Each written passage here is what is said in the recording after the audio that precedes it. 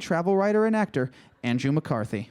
Well, I thought we'd begin with, I will just read a short passage from the book, and then we'll chat a little bit, and then maybe we'll take some questions if there are any. Hi, Bernie.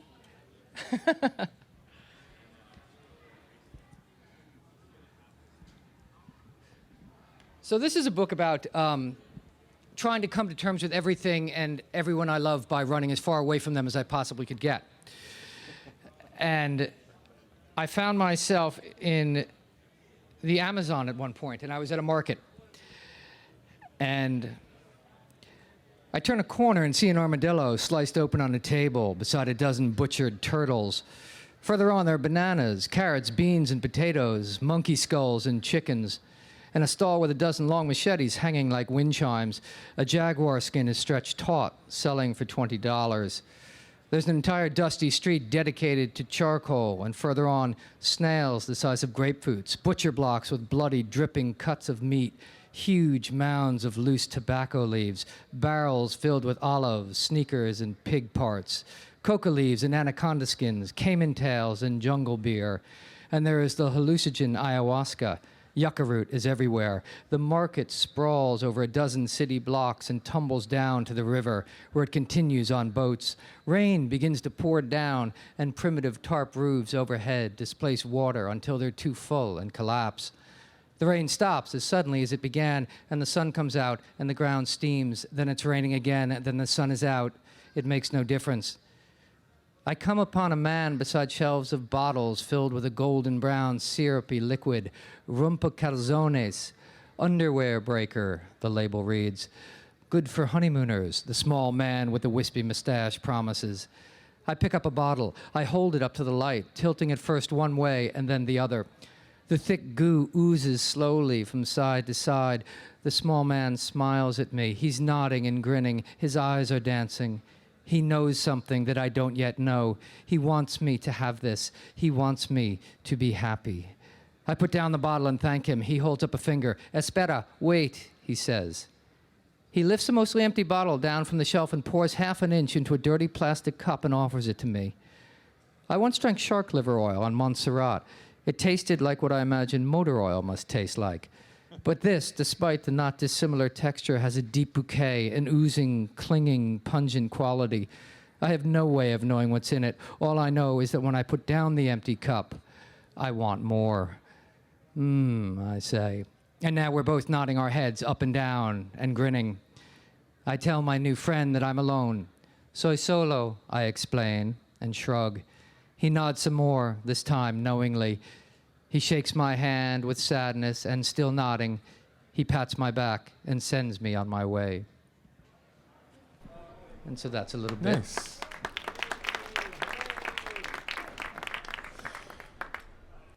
Did it take you back to that moment when you lived that?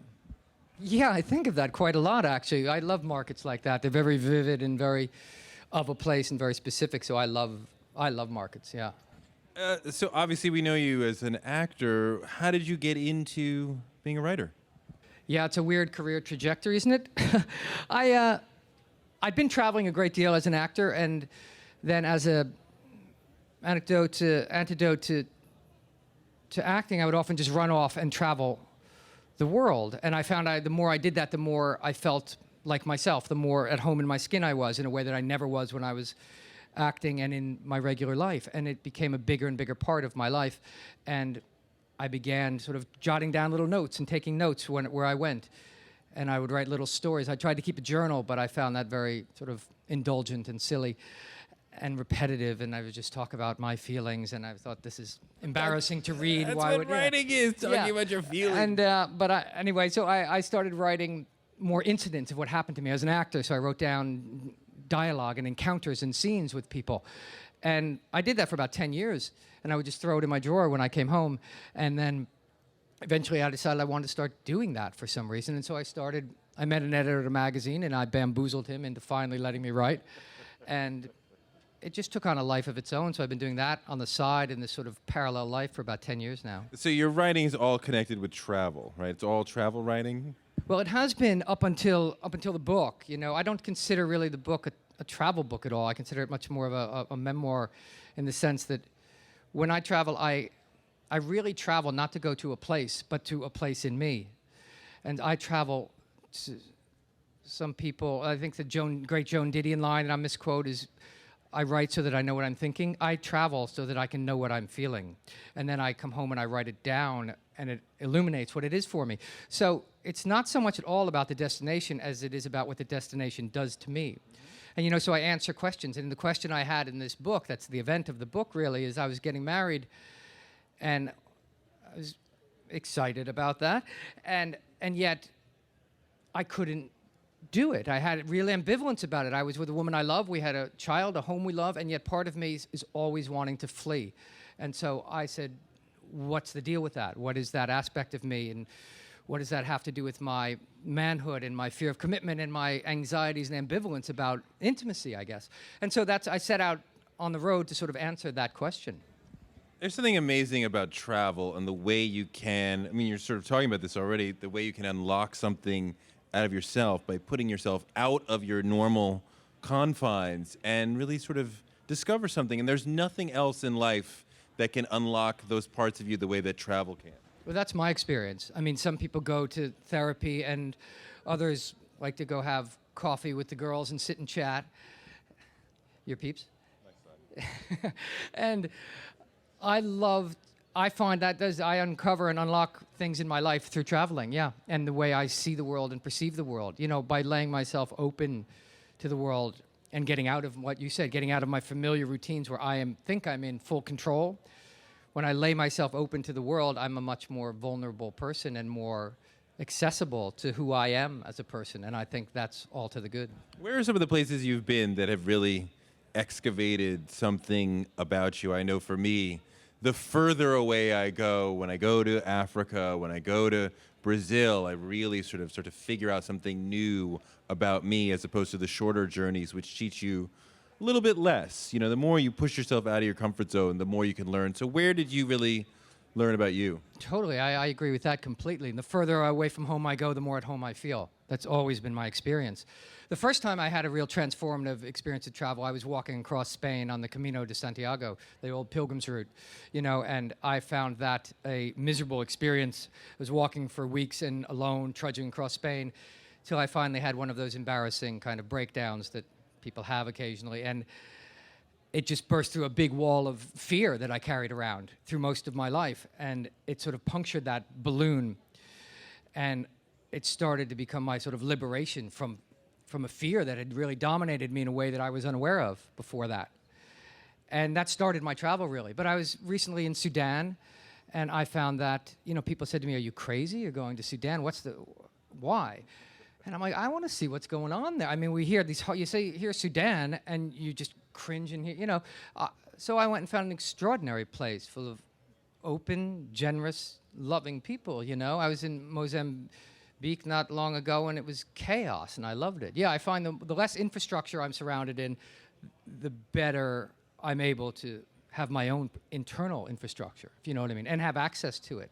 Yeah, it has to get messy. It has to get uncomfortable. You have to eat things you're not ready for, and it has to be a bed that's a little too hard, and the room is a little too cold, and maybe some of it, while you're going through it, you don't like it, but you accept it because it's travel, and then you finish it, and you're like, that was extraordinary. Great. Yeah, particularly if I'm writing about it, I find when things go wrong, I've got a story. But from a personal point of view, yeah, I love a soft landing, but then after I'm in that luxury, beautiful hotel for 2 days, I just go, what the hell am I doing here? I came to be in this place, and all I am is in this lovely hotel. And I find myself getting very resentful of the people at the hotel and everything. So the further away from comfort I tend to get, the more comfortable I become. And the longer I'm traveling, the more I'm willing to do that. Yeah, for sure, it has to get uncomfortable before it gets good. And you went on this journey to see about you as a commitment phobe or a person who could deal with commitment, right? Because you needed to flee, and you wanted to see what that was about, even though you were very happy at home. Yeah, I suffered from that total, I love you, I've got to go syndrome. And I really the idea for the book came to me. I was sitting in the back of a cab going down to Patagonia, which is 10,000 miles away at the bottom of the planet. And we had just decided to get married, my then fiancé and I. And we were feeling lovey-dovey and close the way people do in those when they make those decisions. And I'm sitting in the back of the cab feeling all sort of weepy like that. I'm leaving and I'm really sad to be going. And at the same moment, I was absolutely thrilled to be leaving and going alone and going off. And I didn't know how to reconcile those two aspects of myself. Both seemed very valid and very real and equally like me. And I didn't, if I was going to get married, which I knew that I was, because it wasn't a sort of will he or won't he get married, it's sort of a how will he get married. And so that's what really the event of the book is, sort of trying to uncover that, find an answer to that. Traveling alone is a whole different animal than traveling with other people. You're really out on a limb then, and it really does force you to try to figure out something about yourself and make your own way as you move through each step. And Well, I don't know if you have to figure things out for yourself and about yourself are going to emerge. You just you have to ask for help. You know, I'm one of those guys at home. I would never ask for directions. I'm that guy. And the minute I'm on the road, I just go, hi, excuse me, sorry, do you speak English? Can you tell me how to, you know, and then we're doing hand signs, and then I'm at the guy's house for dinner, you know, and those sort of spontaneous moments wouldn't happen if you're in a group. it would never happen. If we go traveling together, we're going to have our experience of each other in the place, and we'll have a great time and a lot of fun and a lot of laughs, but it's an entirely different experience if you're going alone. I don't travel for vacation. I love a good vacation. I love taking my kids and have a nice vacation, which ends up being exhausting if you're taking your kids on vacation. But Amen. But when I travel, it's more I'm going to have an experience, and so that's an entirely different thing than going to the spa, you know. Where are you going next? I am going to India, to Darjeeling, to do a story for a magazine, and then I'm going down to Brazil, to Salvador de Bahia. Why did this need to be a book and not another magazine article? Well, because to me, when you write a magazine article, you're largely writing about place. You try and find a good story hook, but you're really writing about the destination. Ultimately, for a travel magazine, you're selling the destination, hopefully masked in a good story that you're telling. But this was much more of a sort of internal journey, and the only way I knew how to play that out was to do it externally, you know, in 3D, climbing Kilimanjaro or going down the Amazon, that kind of thing. So it was the opposite sort of a magazine article, in that it was really internal. Can we talk about movies a little bit? Yeah, dude. I mean, the movies that you were part of took the teenagers who were their subjects very seriously and very deeply. And I don't really see too many films like that right now that take teenagers and their lives and their feelings really seriously in that same way. Why do you think that has happened? Why has it changed now, or why did we do that? No, well, first, why has it changed now? And then, yeah, why did you do that? I don't know why it's changed that way, and if it is that way so much, because I don't go to those movies. The coming of age movie isn't that of interest to me. But you're aware of, you know, now they're doing Twilight, when what you guys were doing with John Hughes was really deep and somewhat more substantial. Yeah, I really can't speak to why they do it now, but I mean, I do know what you just said, that I think those movies were the first generation of movies that took young people and their problems deadly seriously, the way you feel when you're 20 and 19, and that everything is so important. I mean, what I wear to this prom is really life and death of importance. And I mean, I remember when we were making that film at the time, I thought, this is the silliest movie I've ever seen about a girl trying to go to a dance. And I mean, who cares? But it really captured something of the urgency and that life and death quality that those things have when you're that young. And it had a real respect for young people that I don't. Movies seem a little more. Those movies are very innocent in a certain way too, and very open-hearted. I think some of the movies now, everybody's very slick and a bit cynical and rotten before they're ripe, and that's kind of a cool postmodern way to be or something. We were not post anything. We were just like trying to figure it out, and unabashedly, you know, John Hughes was open-hearted enough in a certain way that he was able to explore that. I think that's why his career ended so sort of quickly the way it did.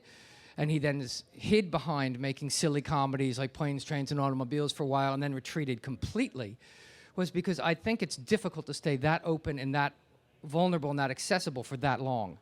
And I think you look at it, it was only 3 or 4 years really that he made a bunch of movies that were really meaningful to people. And then he was a great entertainer on top of that.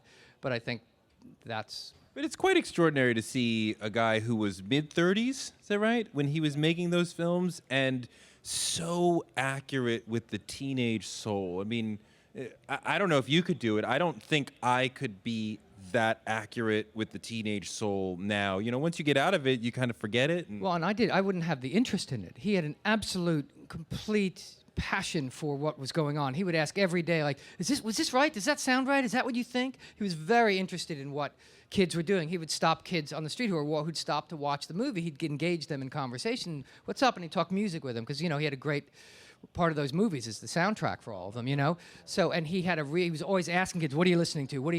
What's going on? And so he had a real passion for youth in a way that once we get a little older, we sort of, I think because we've lost it, we sort of criticize it and judge it. And he takes it very seriously, I think, even about a movie like Juno, right? Which is sort of a child of what he did, and it takes that young woman's life very seriously. But there's this way with dialogue in that movie that is very sort of caricaturish of youth speak. And John Hughes never did that. No, I mean, now there's a real savviness and a self-awareness and how am I coming off and I'm presenting myself in a certain way and all that we were never aware of when we were doing those movies. The culture didn't have that much self-consciousness about it. You know, we were just doing stuff. Like, I remember going on a publicity tour for the movie, and I had a pair of white pants, and the hem was down, and the interviewer, said to me, is that a conscious choice? Is that a fashion thing you're doing with the pants there? And I was like, what do you mean? And I was 22. I lived alone. I didn't know how to sew. And those are the pants I had. Now, that never, you know, someone would have taken me shopping and dressed me up. And so we just didn't have that kind of savvy. Let me go back a second. Did you say that while you were doing Pretty in Pink, you thought it was the silliest thing ever? Yeah, I thought that was a very silly movie. I mean, who's going to care about this movie? Right. Yeah, absolutely. So are you surprised that several decades later, people still care about that film very much? I'm flabbergasted on a daily basis that people are talking about Pretty in Pink. And not a day goes by in my life when somebody does. I ran into John Cryer the other day, who is in Pretty in Pink, obviously is Ducky. And so I ran into him for the first time in 20-odd years. And we looked at each other and both went, Pretty in Pink, huh? I mean, who knew? And no, I was shocked at the time that it was successful, let alone respected. But now, when you were making St. Elmo's Fire, you had to have a sense of like, okay, this is something that's going to be sort of at least big at the moment. It was a great, huge cast. It was a script that had a sort of ambition to it. You know, we're going to tell the big stories of life, of, you know, love and falling out of love and cheating and first jobs. And so, I mean, that one had a lot of ambitions, right? You saw that one coming, right? Not at all. That's completely wrong. No, I mean, when St. Elmo's Fire came out, it was one critic summed it all up, and he said, "This is a Big Chill wannabe that's a day late and a dollar short." I mean, none of those movies, except for Pretty in Pink, were, you know, less than zero. You know, certainly Mannequin, certainly Weekend at Bernie's, and none of them were respected at the time in any kind of way. Less than zero? Less Than Zero was a huge bomb when it came out. It was criticized for being, it's nothing like the book. It's way too depressing, and it made no money. It was gone in, I think, 2 weeks. I mean, I think those movies became so iconic because in that time period, it was the mid and late 80s, that's when home video first really became available, and so people could take those movies home for the first time. And the people that were renting movies were young people who were going to those movies. And so suddenly, you could take us home and watch the movie 10, 15 times, whereas before that, you'd see a movie once, maybe twice, and then it'd be gone, and maybe you'd see it a year or two later on TV. But people took real possession of those movies in a way that I don't think people had ever been able to before that.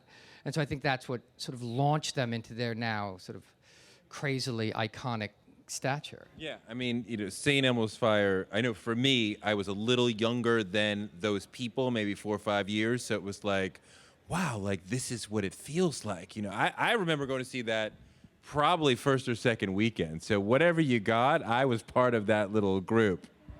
I do remember when I was doing that movie, I thought this is a very good part for me, and because it suited me very well. Yeah. I mean, it had a real sort of, which I actually I still have in the book, what I was still trying to solve is that ambivalence. I love you, but I'm pulling back. I want, but I'm pulling back. And that, you know, that that's sort of my life dilemma, really, and sort of my relation to success, my relationship to people and the ones I love, and anything. It's that sort of wanting and then retreating. So that part suited me very well. And you were sort of the most genuine man, I think, in that group, and the most vulnerable man. And some of the other men around you mistook that, but the women understood, like, he's a real man because he is vulnerable and genuine. Well, I mean, that was my appeal at the time, was being, I've been going around talking on TV shows, and now I'm seeing these clips from St. Elmo's Fire and Pretty in Pink and Mannequin again, and I haven't seen them in years. And I look at them, and I can see with enough distance now the appeal that I had in that way. Because whether the acting is very good or not, I'm not so sure, but there is a certain look in my eye that is so filled with wonder and excitement to be alive and trying to communicate this to you, that I love you. And, there was an unabashed and unprotected excitement and availability that I had, a quality that, you only have in youth. And there were enough people in those kind of movies that John Hughes particularly found, like Molly had that quality of just, I am alive in this moment right here and opening myself to you. And I think that's what those movies had. There wasn't there was no distance from our emotions. And I mean, in Less Than Zero, you do that so well. From the first moment, you're like, this is Gomorrah. I am leaving as soon as possible, even though there's this sort of real estate porn, car porn sort of thing going on. But you're like, this is horrible. I'm getting out of here. I can't extricate myself just yet, but the moment I can, I'm out of here. We can see so much in your eyes. Yeah, well, that was my feeling about sort of Los Angeles too at the time, and I suppose success was starting to come my way in a very immediate, big way at that time, and I think, I mean, you captured exactly, and that was a lot of the feeling that I had. I was fleeing very personally, very strongly from that kind of what was happening to me, and so the movie had that. For me, my part in it was filled with that, and that was what I was living out personally at the time too. So it couldn't help but come across. And the ways that you affect people out of these iconic moments, you never even know. I remember, I think I saw it before I was able to drive, and I was like, so that's what I'm gonna do, Mom. When I get my car, I'm gonna take my jacket off and put it over the seat, and that's how I'm gonna drive, because that's the way he does it in the movie, and it looks so cool. But I mean, it becomes part of people's lives in these little small, granular ways that. And really, I took that coat off because the wardrobe person says, "Look, it's gonna wrinkle if you sit on it, so just take it off, okay?" And then they become these moments, Is there anybody who wants to get involved in the conversation? Raise your hand. I see a question all the way over here to your right on the front row. Hello, I'm Anthony from England. It's an honour to speak to you.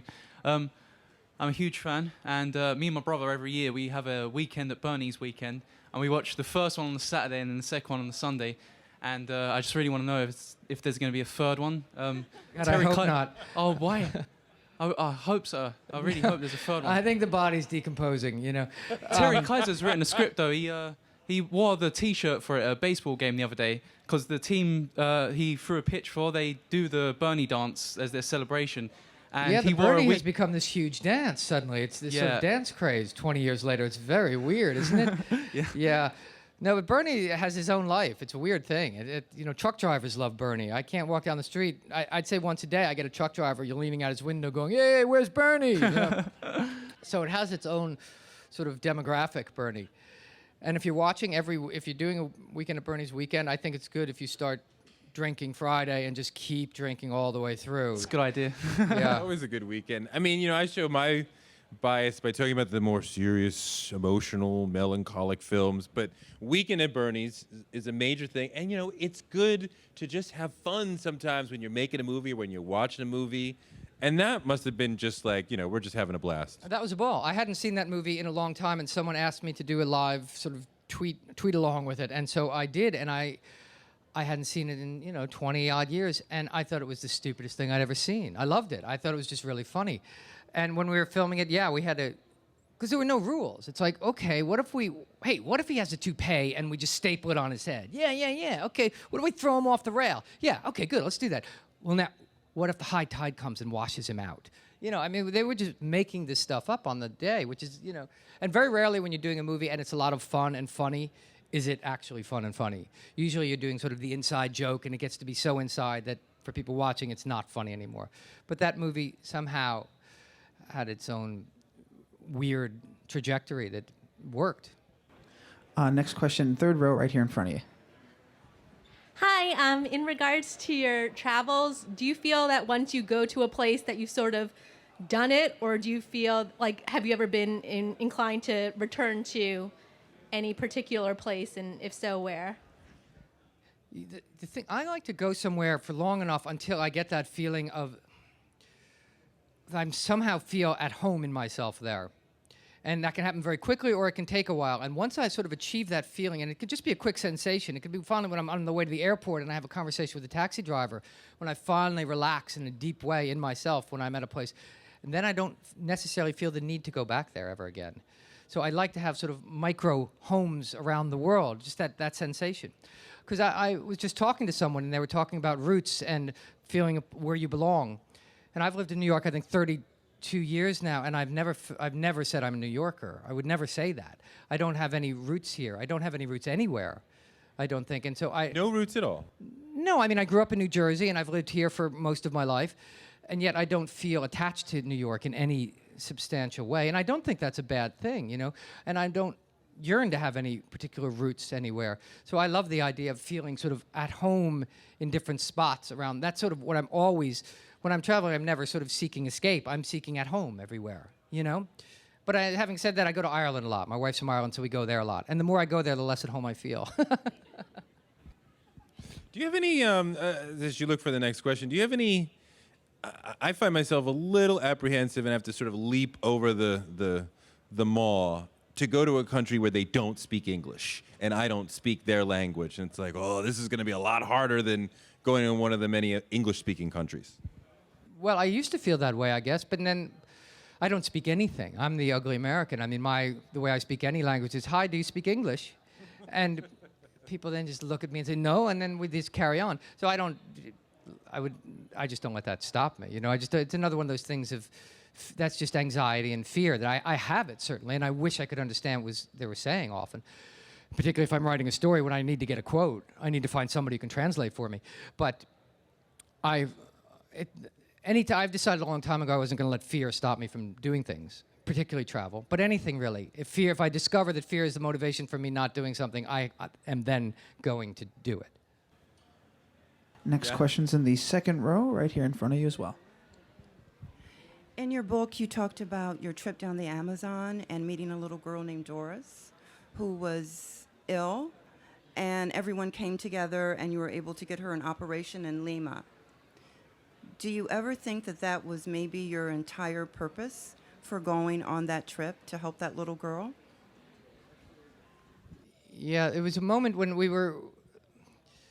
I was on a trip it was not a way I like to travel. I was with a group, and I hate groups, and I hate the idea of being trapped on a boat with a bunch of people. It was terrifying to me, just my worst nightmare. And so I was constantly judging everyone very harshly and thinking less of them and thinking I was better than them and all the normal things I would do if I were in a group of people I'm trapped in. And then I saw this little girl who had a very swollen tongue, and it turned out she just needed a minor. We were very deep in the Amazon, days from any kind of anything, and it turned out she just needed a very simple operation to get a blood clot removed in her tongue. Otherwise, she was going to die because her tongue was so swollen she couldn't eat anymore and things.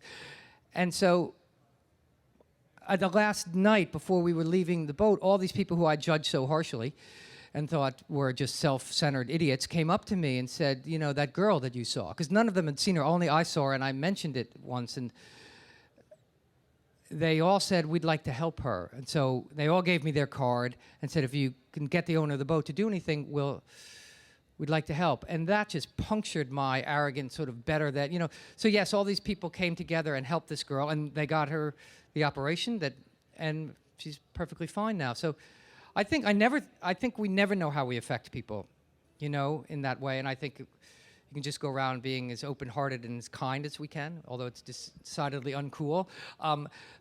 Then it's none of our business how we affect people, you know, but I think that was a particularly nice moment to have, you know. Next question over here to your left. Hi there.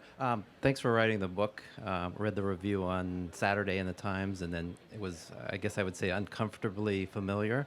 And so I guess my question to you is this story of growing up in this, you know, distant father, angry father, and ending up, you know, running away, traveling, and feel safest when you're traveling. Are you having a lot of people come to you and sort of self-disclosing this is very familiar to you? Am I getting a lot of people coming to? Yeah, Yeah. they sort of start to. I've gotten a lot of emails in the last several days, and people just sort of wanting to tell their story. Yeah. And it's interesting because I mean, that's one of the great things. We tell our story. The reason people tell stories is to connect. You know, that's always what I'm after. Some people like to want to figure out. I heard Susan Orlean interviewed the other day, and she said behind every story is she wants to figure out the meaning. And the meaning doesn't really matter to me. I'm interested in just that moment of connection. You know what I mean? So I love that people come up and tell me their story suddenly. And particularly travel stories are an easy way to do it because they're couched in the exotic, and yet there's something very personal underneath it all. They talk about the time they were here, and they go through all the detail of the place, and then they finally get to the little nugget of what it was. And I love that. You know, and it's interesting, particularly for someone like me who has had often a sort of fear of that kind of social scenarios, to find I'm most happy and alive when I have those sort of moments of connection like that. So yeah, people are starting to do that. It's nice. Next question, all the way to your right in the front row. Hi.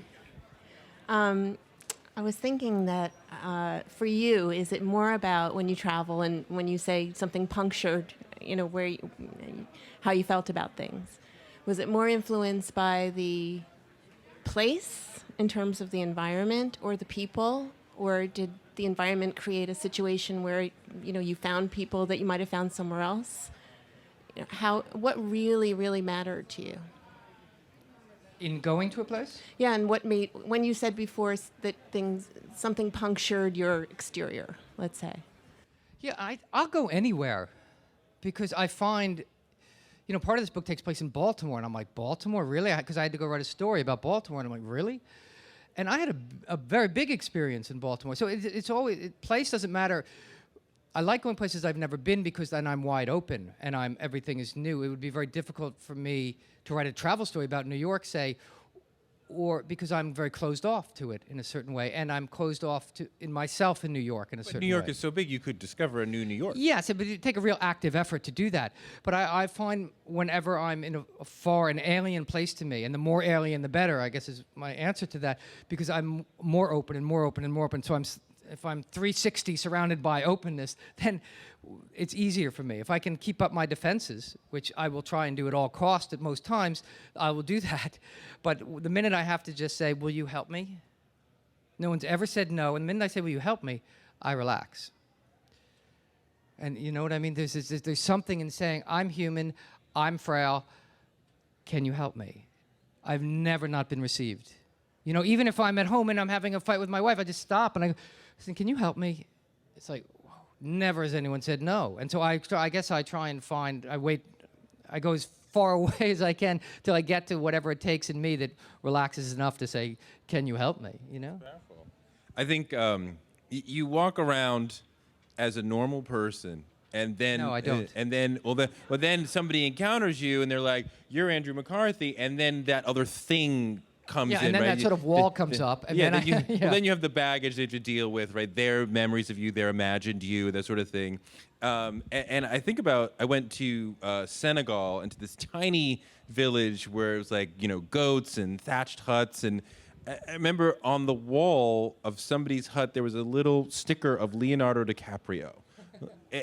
This far out, you know, in the wild of the Amazons and Africa, whatever, and Leo has penetrated there. And I wonder if you ever, like, you know, go sort of the end of the world, and then somebody's like, "It's pretty in pink," or whatever. Yeah, I mean, that's happened to me. I remember years and years ago, I was in Berlin when the wall fell, and it's not the end of the world, but it was a very strange one. It was in Berlin, 1989, I guess, and it was chaos, and it was the middle of the night, and the wall was coming down, and the people were storming the wall, and I was just sort of there. I was acting in a movie, and I was there, and I was at the wall, and this soldier is pushing people back, and I'm just sort of there, and I'm caught up in the crowd, and he's pushing everyone back with his gun away from the wall, and he sort of sees me, and he goes, "You, what have I, oh, sorry," and he pulls me out, and I'm like, "Oh my God, what have I," and he goes, "Heaven help us." I'm like, "Yeah."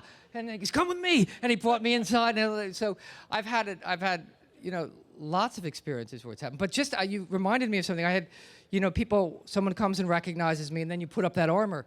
I was on the subway the other day, and this woman is sitting across from me, and I was way downtown. I'm going uptown, and this woman is sitting across, and she's starting to give me the look. I'm like, "Hi." So we nod, and I smile, and then try and look away and not let my feeler still looking at me. And I look back, and I nod again and smile. And like, wow, I've got another 50 blocks. Okay. And so anyway, she gets up finally to get off the train, and she's coming close, like, "Okay, now we're going to have the chat, and it's going to talk about Pretty in Pink, and I'll smile, and it'll be fine," and she'll get off. And she comes up to me and says, "I just want you to know," and I'm, "Yes, hi." And she goes, "I want you to know, my husband died 2 months ago, and this is the first time I've smiled."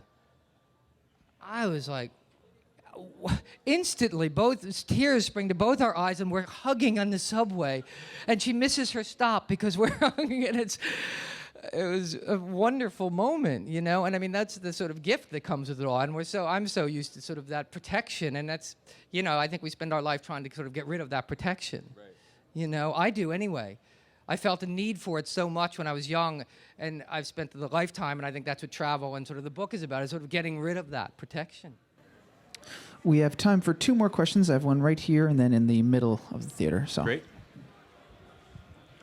Hi, I was just hoping that maybe you'd comment on the fact that for most people, and I just speak generally, going out of your comfort zone is something that involves traveling or being in an uncomfortable place. But for you, going out of your comfort zone is embracing the familiar.